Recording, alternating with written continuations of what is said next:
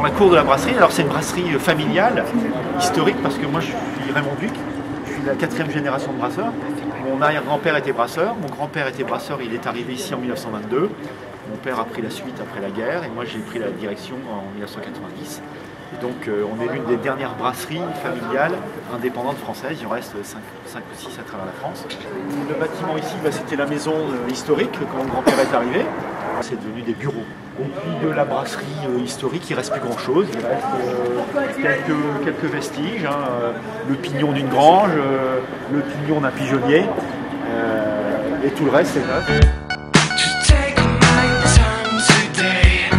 La bière, les matières premières qu'on utilise sont l'eau. On utilise l'eau dans la nappe phréatique. Ce que vous avez vu dans la cour, c'est un puits dans lequel on utilise l'eau qui nous sert à fabriquer la bière.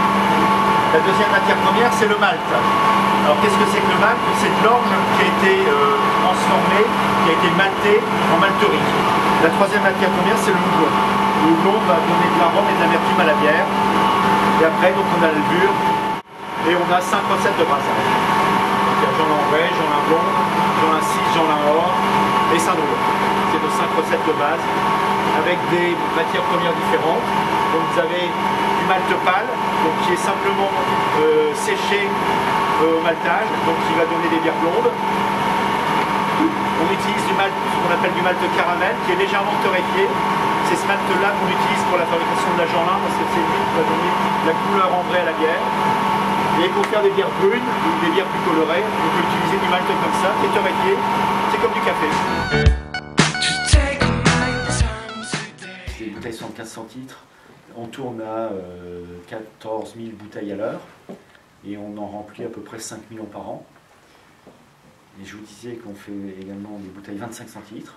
Là, la vitesse est plus rapide parce que c'est 30 000 bouteilles à l'heure et on en remplit à peu près 15 millions par an. Donc ça, c'est les deux grosses productions de bouteilles. À côté de ça, on a d'autres bouteilles comme les 33, mais également les fûts, 20 et 30 litres pour les cafés, les petits fûts de 5 litres pour la consommation à domicile également, mais aussi les boîtes. On fait des boîtes de 50 centilitres.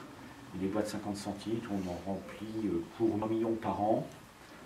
Et après, donc, on conditionne toutes les boîtes pour l'extérieur, pour les autres brasseurs, où on remplit, ça va faire 6 millions de boîtes.